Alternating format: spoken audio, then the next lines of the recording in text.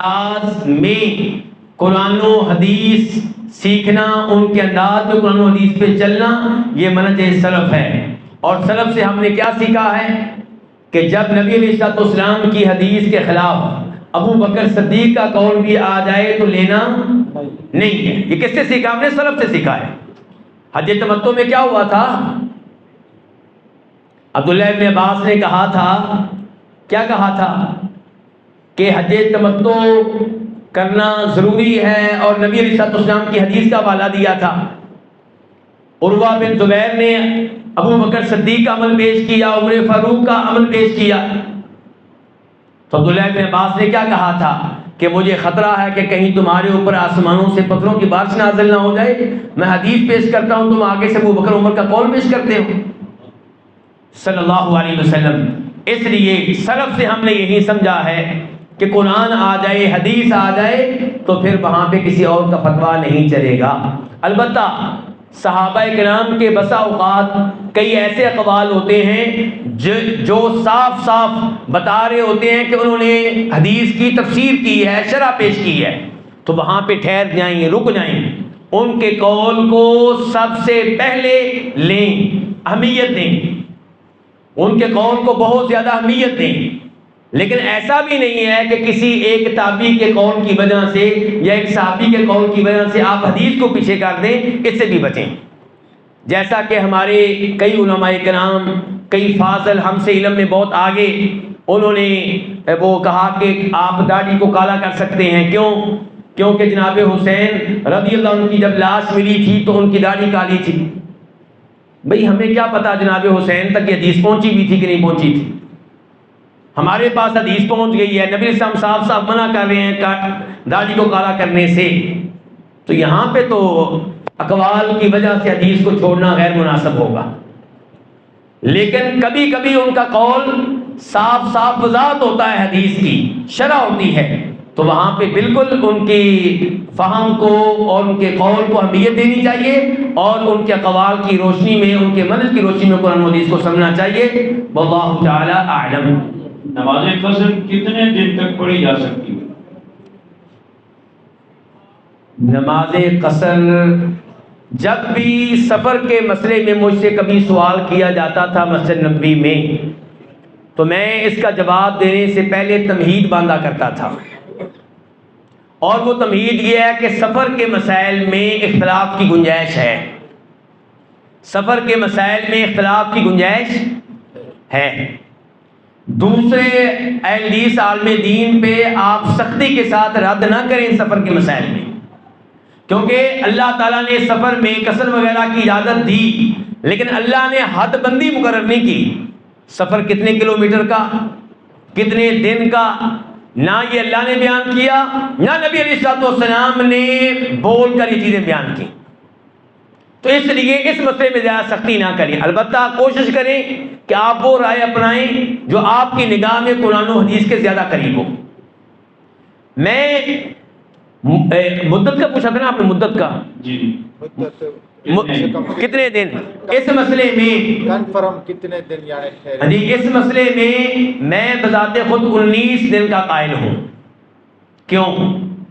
کیونکہ بخاری شریف کی حدیث ہے، عبداللہ ابن عباس کہتے ہیں رضی اللہ تعالیٰ عنہما کہ نبی علیہ السلام نے مکہ میں 19 دن قیام کیا، 19 دن قصر کرتے رہے۔ یہ ہے جی اب فہم سلف، اب ہم لینے لگے ہیں منہج سلف۔ عبداللہ ابن عباس یہ حدیث بیان کرنے کے بعد کہتے ہیں کہ اس واقعے کے بعد ہم ان کے ایک صحابی نہیں، جماعت، ہم جب سفر کرتے تھے اور کہیں پہ قیام کرتے تھے 19 دن سے کم تو ہم قصر کیا کرتے تھے، اور جب قیام کرتے تھے 19 دن سے زیادہ تو ہم نماز پوری پڑھتے تھے۔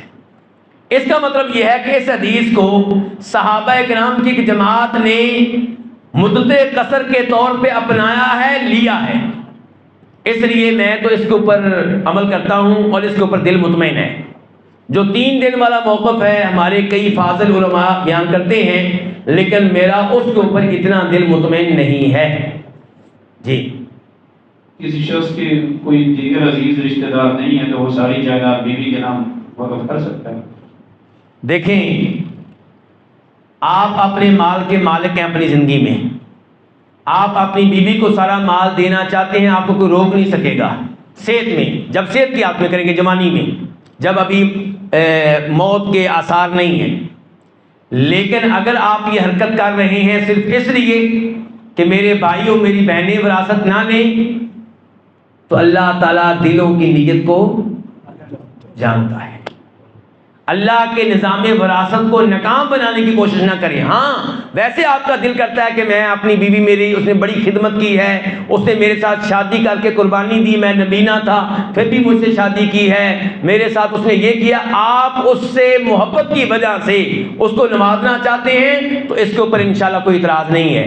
لیکن اگر مقصد صرف یہ ہے کہ بھائیوں کو نقصان پہنچانا ہے، ان کو فائدہ نہیں لینے دینا، تو یہ اللہ دلوں کو بھید جانتا ہے، اللہ سے ڈر جائے۔ کوئی شخص بینک سے گاڑی خریدتا ہے تو اس کا کیا حکم ہے؟ بینک سے آپ ڈیلنگ کیوں کریں؟ مجبوری کے علاوہ آپ بینکوں سے، سودی بینکوں سے ڈیلنگ نہ کیا کریں۔ گاڑی آپ نے لینی ہے تو کسی اور سے لے لیں، آپ اگر ضرور قسطوں پہ ہی لینی ہے تو، لیکن قسطوں میں لیں تو قسط لیٹ ہونے پہ جرمانہ ادا کرنے کی شرط نہیں ہونی چاہیے، اور نہ ہی یہ ہونا چاہیے کہ قسطوں پہ لے رہا ہوں، گاڑی بھی میں نے آپ سے لے لی، گاڑی ڈن ہو گئی، میں نے لے لیجیے آپ سے، آپ سب کل بتاؤں گا کہ میں نے نقدوں پہ لی کہ قسطوں پہ لی، یہ غلط ہے، کیونکہ اس کا مطلب ہے قیمتیں دو ہو گئی۔ اگر کل میں جب بتاؤں گا تب نقد جو ہے وہ طے ہوگی، قیمت مثال کے طور پہ 10 لاکھ اور ادھار جو ہے 12 لاکھ، تو اس کا مطلب ہے فی الحال دو قیمتیں ہیں۔ اگر میرے ہاں قیمت ابھی ایک نہیں ہے تو میں ان سے کہوں گا کہ آپ کل تک انتظار کریں، کل میں آپ کے ساتھ بے جو ہے وہ ڈن کروں گا، ابھی ڈن نہیں ہے، اور کل میں فیصلہ کر لوں گا کہ میں نے ادھار پہ لینی ہے کہ میں نے نقد لینی ہے۔ لیکن یہ دو قیمتیں ایک گھنٹے کے لیے بھی آپ ایسے نہ کریں، دو قیمتیں نہیں ہونی چاہیے، قیمت ایک ہو اور پھر قسط لیٹ ہونے پہ جرمانہ نہیں پڑنا چاہیے۔ اس سب کے باوجود اگر قسط کی وجہ سے قسطوں کی پہ بے کرنے کی وجہ سے قیمت بڑھ رہی ہے، 10 کی بجائے 12 لاکھ ہے، تو ہمارے کئی محقق علماء کرام اس سے روکتے ہیں، اس لیے اس سے بچ جائیں تو بہتر ہے، لیکن میں اس کو حرام نہیں کہتا، مجھے حرام ہونے کی کوئی دلیل نہیں ملی، لیکن اگر قسط لیٹ ہونے پہ جرمانہ پڑے گا پھر حرام ہے، پھر سود ہے، یا جب بے ہوئی ہے دو قیمتوں پہ ہوئی ہے وہ بھی غلط ہے۔ لیکن بتانے والے نے دو قیمتیں بتائیں، نقد کی یہ، ادھار کی یہ، لیکن جب ڈن ہوا تو ایک کے اوپر ہوا، چاہے قسطوں والی کے اوپر ہوا، چاہے قیمت زیادہ تھی، تو یہ وہ شکل ہے جس سے ہمارے چند علماء کرام منع کرتے ہیں، تو اس لیے آپ بچ جائیں تو اچھی بات ہے، لیکن میں ذاتی طور پہ اس کو حرام قرار نہیں دیتا، مجھے اس کے حرام ہونے کی دلیل نہیں ملی۔ جی کیا مسجد یا کسی دنیاوی شعبے میں مشورہ دیا جائے اور انتظامیہ یعنی آجر کا اس انتظامیہ کا اس مشورے کو ماننا ضروری ہے؟ اس کی کوئی شرعی حیثیت ہے؟ مسجد کی انتظامیہ، مسجد کی انتظامیہ یا کوئی بھی دنیاوی شعبے میں؟ دیکھیں مسجد کی انتظامیہ ہو یا ملک کی انتظامیہ، حکومت نے آپ سے کوئی مشورہ مانگا، وزیر اعظم نے اپنے وزیروں سے مشورہ مانگا، یہ مشورے ہی ہوتے ہیں، مشورے ہی ہوتے ہیں، فیصلہ کرنے کا اس کو حق حاصل ہے جس کو آپ نے یہ اختیار دیا ہے کہ وہ آخری فیصلہ کرے گا۔ آپ مشورہ دیں، مشورہ دینے پہ آپ کو اجر و ثواب ملے گا، مشورہ نہ مانا جائے آپ دلی طور پہ پہلے کی طرح انتظامیہ کے ساتھ چلیں، تعاون کریں اور برا نہ منائیں۔ مشورہ قبول کرنا ضروری نہیں ہوتا، ویسے بھی مشورہ کس کا قبول کریں؟ آپ کا مشورہ یہ ہے، ان کا اور ہے، ان کا اور ہے، ان کا اور ہے، کس کا قبول کریں؟ مشورے لینے کا مقصد صرف یہ ہوتا ہے کہ جس نے فیصلہ کرنا ہے اس کو رہنمائی مل جائے کہ ایک رائے یہ بھی ہے اور اس کی وجہ یہ ہے، ایک موقف یہ بھی ہے اس کی وجہ یہ ہے۔ اب جو اس کو درست لگے گا وہ انسان ہے، اس کے اوپر وہ عمل کرے گا، ہو سکتا ہے بعد میں اس کا رزلٹ غلط نکلے تو اس کو اوپر احتجاج کرنے کی ضرورت نہیں ہے کہ میں نے یہ مشورہ دیا تھا آپ نے مانا نہیں ہے، بھئی اس کو وہ غیب تو نہیں جانتا تھا کیا ہوگا، اس نے اپنی طرف سے اس مشورے پہ عمل کیا جو اس کو بہتر لگا۔ تو انتظامیہ کے ساتھ تعامل کرنا چاہیے۔ نبی علیہ السلام نے صحابہ کرام سے مشورہ کیا تھا احد کی لڑائی سے پہلے کہ شہر میں رہ کے لڑا جائے کہ میدان میں جا کے لڑا جائے۔ نوجوان صحابہ کرام کی یہ رائے تھی کہ باہر جا کے لڑیں گے، ان کا صحیح مقابلہ کرنا ہے۔ نبی علیہ السلام اور چند سینئر صحابہ کرام کی رائے یہ تھی کہ نہیں شہر میں رہتے ہیں ہمیں سہولت رہے گی شہر کے اندر، دشمن ہمارے اوپر صحیح معنوں میں حملہ نہیں کر سکے گا۔ لیکن جب آپ نے دیکھا کہ نوجوان ان کی رائے یہ ہے کہ باہر جا کر لڑے تو آپ نے ان کے موقف کو ترجیح دی اپنی رائے پہ۔ لیکن وہاں جا کے کیا ہوا، کتنا نقصان ہوا جی؟ 70 شہید ہوئے اور کئی زخمی ہوئے۔ تو آپ نے ان کو یہ نہیں کہا کہ تم لوگوں نے مشورہ دیا تھا پھر یہ ہو گیا وہ ہو گیا، بس ٹھیک ہے جو ہونا تھا ہو گیا، اور نہ ہی دوسروں نے کہا کہ آپ نے ہمارا مشورہ نہیں ماننا تھا اس لیے یہ ہو گیا، آپ نے ان کا کیوں مانا ہمارا کیوں نہیں مانا۔ نہیں ایسی بات نہیں ہے، آپ نے مشورہ دیا نیک نیتی سے، آپ کو جو ثواب مل جائے گا، اور انہوں نے نیک نیتی سے جس مشورے کو اچھا سمجھا اس پہ عمل کر لیا، اب آپ ان کا ساتھ دیں اور ان کے ساتھ تعامل کریں۔ کیا جمعے کے دن زوال کا حکم برقرار رہتا ہے یا اٹھ جاتا ہے؟ زوال کا حکم جمعے کے دن بھی رہتا ہے برقرار، اور مکہ میں بھی زوال کا حکم یہی ہے اور مدینہ میں بھی یہی ہے۔ یہ بھی میں بتا دوں کیونکہ لوگ سمجھتے ہیں مکہ میں زوال کا حکم ہی نہیں ہے، کئی سمجھتے ہیں مدینہ میں نہیں ہے۔ شریعت مکہ کے لیے بھی ہے، مدینہ کے لیے بھی ہے، اور سکر کے لیے بھی ہے، ٹھیک ہے جی۔ البتہ یہ بات ضرور ہے کہ جو جمعے کے دن جمعہ کی نماز پڑھنے مسجد میں آ چکا ہے اس کو ہے کہ وہ آپ جو نفل پڑھنا چاہتا ہے پڑھتا رہے، کوئی مسئلہ نہیں ہے۔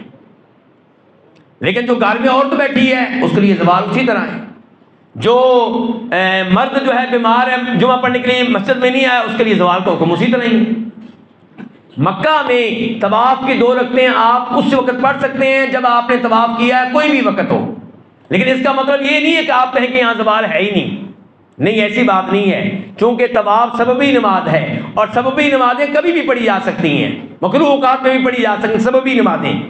مسجد میں داخل ہونے کی وجہ سے 2 رکعتیں تحیۃ المسجد کبھی بھی پڑھ سکتے ہیں، وضو کی وجہ سے 2 رکعتیں تحیۃ الوضو کبھی بھی پڑھ سکتے ہیں، استخارہ کرنا ہے اور ڈیلنگ ہونے والی ہے مغرب سے پہلے فیصلہ کرنا ہے تو وہ آپ عصر کے بعد 2 رکعتیں پڑھ کے استخارہ کر سکتے ہیں۔ طواف کی 2 رکعتیں کبھی بھی آپ پڑھ سکتے ہیں جب آپ نے طواف کیا ہے، تو یہ سبھی نمازیں ہیں، یہ کبھی بھی پڑھی جا سکتی ہیں، لیکن عام نفل شوقیہ نفل وہ مکروہ اوقات میں نہیں پڑھنے چاہیے جی۔ بندہ نماز میں بھول گیا، حتیٰ کہ اس پر سجدہ صاحب لازم تھا لیکن وہ سجدہ صاحب بھی بھول گیا، اب کیا کریں گے؟ جب بھولا ہی ہوا ہے تو پوچھنے کی ضرورت کیا ہے؟ یا یاد آ چکا ہے، پھر یاد آ چکا ہے تو کرے سجدہ ثواب، تو جب یاد آیا تب کر لے سجدہ ثواب۔ مسجد بازار میں ہو تو نیچے دکانیں مارکیٹ بنانا کیسا ہے؟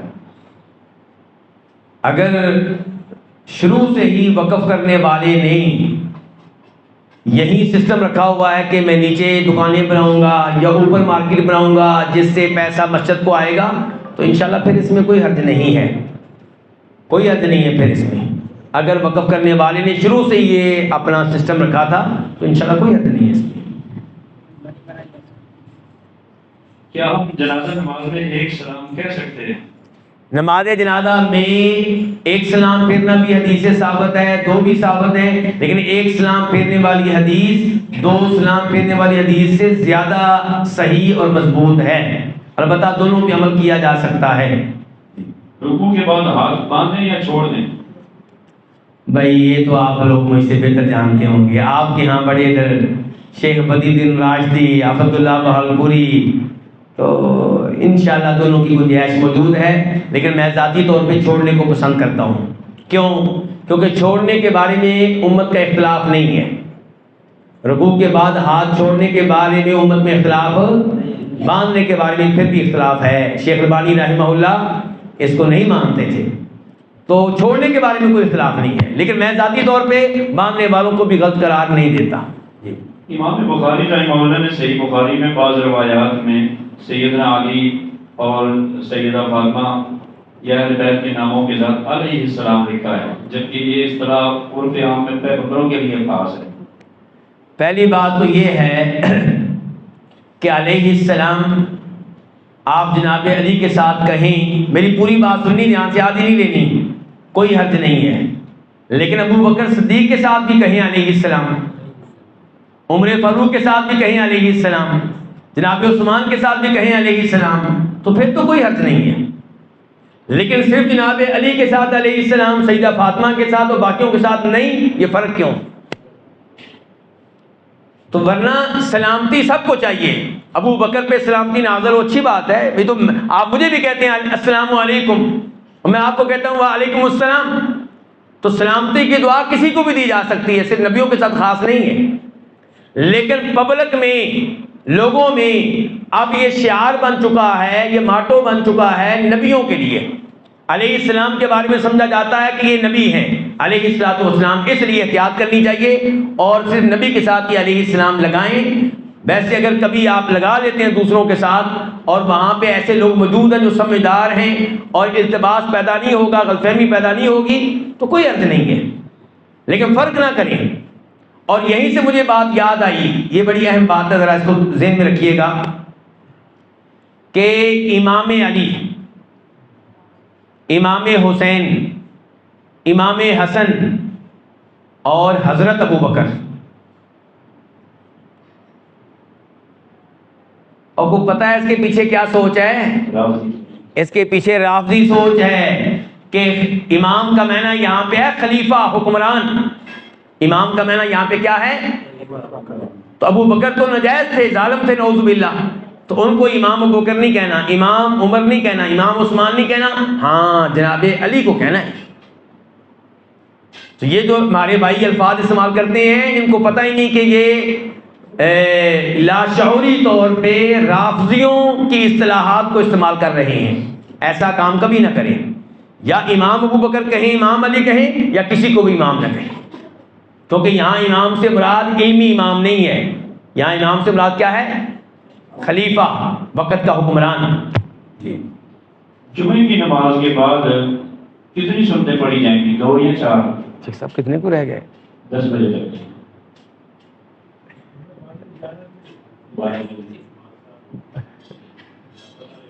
دس منٹ رہ گئے. چلیں جی، کیا سوال تھا؟ جمعے کی نماز ویسے 2 رکعتیں پڑھی جائیں یا 4؟ ویسے اسکول میں چھٹی بھی مل جاتی ہے اگر کوئی مانگے تو. کیوں جی؟ کیوں شیخ اجمل صاحب آپ کے مدرسے میں چھٹی ہے؟ اگر ان سے مانگے شیخ صاحب دے دیتے چھٹی؟ جمعرات سے کریں. کیا سوال تھا جی؟ جمعے کی نماز کے بعد 2 رکعت پڑھیں یا 4؟ جی، جمعے کی نماز کے بعد 2 رکعتیں پڑھنا بھی ثابت ہے حدیث سے، 4 پڑھنا بھی ثابت ہے، اور دونوں حدیثیں مسلم شریف کی ہیں. البتہ کچھ علماء کرام نے یہ فرق کیا ہے کہ اگر آپ مسجد میں پڑھیں تو کتنی پڑھیں؟ 4، اور گھر میں پڑھیں تو 2. اس فرق کی کچھ نہ کچھ دلیل بن بھی جاتی ہے اور اتنی واضح بھی نہیں ہے. بہرحال انشاءاللہ یہ موقف زیادہ درست ہے کہ آپ کی مرضی ہے، 4 پڑھنی ہے 4 پڑھ لیں، 2 پڑھنی ہے 2 پڑھ لیں، 4 پڑھیں گے زیادہ ثواب ملے گا. جی کہتے ہیں سیدنا حسن یا حسین رضی اللہ عنہما یا دیگر اہل بیت کی شہادتوں کے بعد ان کی بیویوں نے دوسری شادیاں کی. ان کی بیویوں نے دوسری شادیاں کی، اس وقت یہ سوال کر رہے ہیں؟ جی. دیکھیں اس کا جواب مجھے معلوم نہیں ہے، لیکن سوال میرا یہ ہے کہ کیوں نہیں کی ہوں گی؟ رکاوٹ کیا ہے اس میں؟ ممانعت کیا ہے؟ شریعت کی طرف سے کوئی رکاوٹ نہیں ہے. اور ہم صحابہ کرام کے معاشرے کو جانتے ہیں کہ وہ کیا کرتے تھے، عام طور پہ بیوہ خاتون کو شادی کے بغیر رہنے نہیں دیتے تھے. جعفر رضی اللہ عنہ، جن کو ہم جعفر طیار کہتے ہیں، وہ شہید ہوئے تو ان کی وائف اسماء بنت امیس سے شادی کی تھی کس نے؟ ابو بکر صدیق رضی اللہ عنہ نے، اللہ آپ کو جزائے خیر دے. ابو بکر صدیق فوت ہوئے تو ان سے شادی کی تھی کس سے؟ جناب علی نے. کہنے کا مطلب یہ ہے کہ وہ عام طور پہ عورت، اور وہ آپ نے وہ حدیث بھی پڑھی ہوگی، کیا نام ہے، اسلمیہ. ابو سنابل جب فوت ہوئے تھے، ابو سنابل فوت ہو گئے اور ان کی بیگم حمل کی حالت میں تھی. فوت ہونے کے تقریباً 25 دنوں کے بعد وہ پاک صاف ہو گئی، نفاس کا خون ختم ہو گیا. کتنے دنوں کے بعد؟ اور آپ سب کو پتا ہوگا، مجھے امید ہے کہ کوئی ایک بھی نہیں ہے جو اس مسئلے سے غافل ہو، لیکن پبلک میں کئی لوگ غافل ہوتے ہیں. وہ سمجھتے ہیں کہ ولادت کے بعد عورت 40 دن نماز نہیں پڑھے گی. یہ بات غلط ہے. 40 دن تو آخری لیمٹ ہے. اگر عورت خون سے پاک صاف ہوگی 5 دن کے بعد تو 6ٹھے دن نماز شروع کر دے گی. یہ مسئلہ سب کو معلوم ہونا چاہیے. لیکن اگر خون بند نہیں ہو رہا، 40 دن گزر گئے ہیں، تو اب آخری لیمٹ ختم ہو گئی، اب ہم ان سے کہیں گے آپ غسل کرو اور نمازیں شروع کر دو چاہے خون آتا رہے. یہ ہے 40 کا مطلب. اچھا بہرحال یہ ابو سنابل کی روایت جو ہیں یہ فارغ ہو گئی 25 دنوں کے بعد پاک صاف، تو نکاح کے پیغام آنے لگے. ایک آدمی نے نکاح کا پیغام بھیجا اور اس خاتون نے اس کے پیغام کو قبول نہیں کیا، تو اس نے جناب اعتراض کر دیا کہ تو ابھی نکاح کر ہی نہیں سکتی شرعی طور پہ، ابھی تو تیرے دن پورے نہیں ہوئے. تو وہ نبی علیہ الصلوۃ والسلام کے پاس گئی تو آپ نے کہا کہ تم آگے شادی کر سکتی ہو. تو کہنے کا مطلب یہ ہے کہ 25 دن گزرے ہیں فوتگی کو، اور نکاح کے پیغام آنے لگے ہیں. ہمارے ہاں جرم بن جاتا ہے، عورت بھی ناراض ہوتی ہے، چاہے اندر سے خوش ہو رہی ہے لوگ اوپر سے ناراض ہوتی ہے کہ لوگ کیا کہیں گے، ابھی خامن فوت ہوا ہے اوپر سے شادی بھی ہو رہی ہے. اور یہ بھائی اور والد یہ بھی شادی نہیں کرنے دیتے ایسی عورت کو، حالانکہ وہ عورت معاشرے میں کیا بن جاتی ہے، مشکوک بن جاتی ہے. کوئی بھی غیر مرد اس کے گھر میں آئے گا تو لوگ باتیں کریں گے. تو ایسی عورت شادی کرنا چاہے تو اس سے تعامل کرنا چاہیے. تو بہرحال کہنے کا مطلب یہ ہے کہ سیدنا حسین اور حسن کی بیویوں نے شادیاں کیوں نہیں کی ہوں گی، رکاوٹ کیا ہے اس میں. باقی میرے پاس کوئی تاریخی طور پہ کوئی ایسی بات نہیں کہ میں آپ جو ذکر کر سکوں کہ انہوں نے شادی کی تھی یا نہیں کی تھی. جی باغ یا زمین مختلف فصلیں ٹھیکے پہ لینا دینا جائز؟ جی دے سکتے ہیں، کوئی حرج نہیں ہے. نبی علیہ الصلوۃ والسلام نے خیبر کی زمینیں، خیبر کے باغ کھجوروں کے ٹھیکے پہ دیے تھے. کن کو؟ یہودیوں کو. خیبر کے، میں نے کیا کہا غلط ہے، خیبر کے.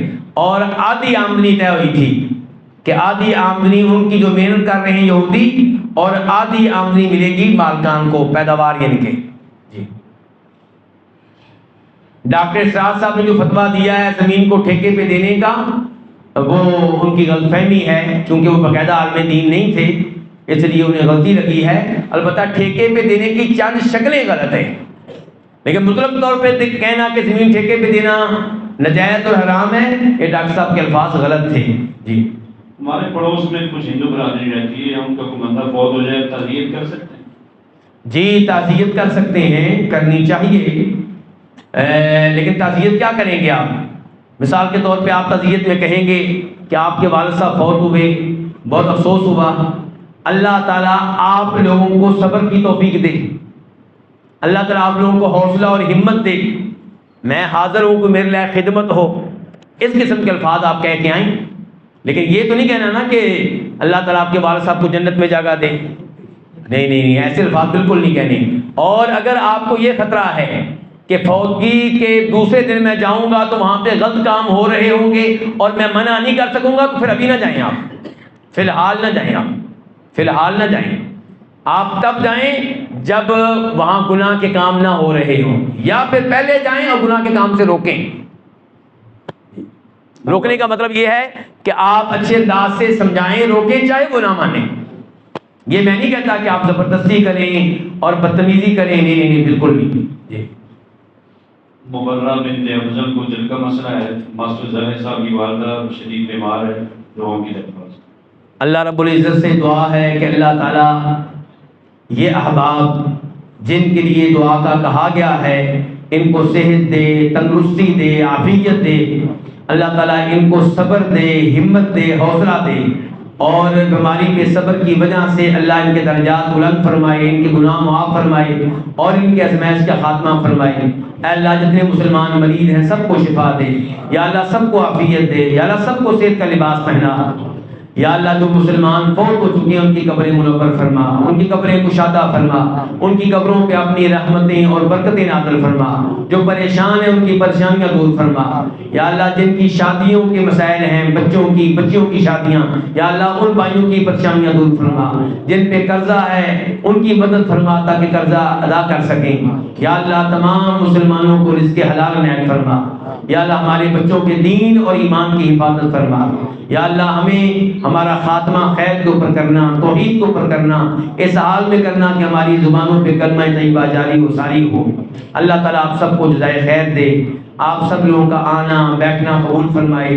آپ سب نے بہت محبت دی. اللہ تعالیٰ روز قیامت اپنے عرض کے سائے میں مجھے بھی اور آپ کو بھی اس دینی محبت کی وجہ سے جگہ عنایت فرمائے. اللہ ہمارے شیخ قاری عثمان صاحب، شیخ اجمل صاحب اور ان کی پوری جو ٹیم ہے، یہاں کی جو جماعت ہے، پہلے بھی نام لے چکا ہوں، محترم عبدالحفیظ صاحب، نادر صاحب اور دیگر کئی احباب جن کے نام میں نہیں جانتا، وسیم بھائی، عبدالہادی وغیرہ، ان سب کو اللہ تعالیٰ جزائے خیر دے اور میرا اور میرے بھائی حافظ عمران صاحب کا آنا بھی قبول فرمائے. وصلی اللہ تعالی علی نبینا محمد وعلی آلہ وصحبہ اجمعین.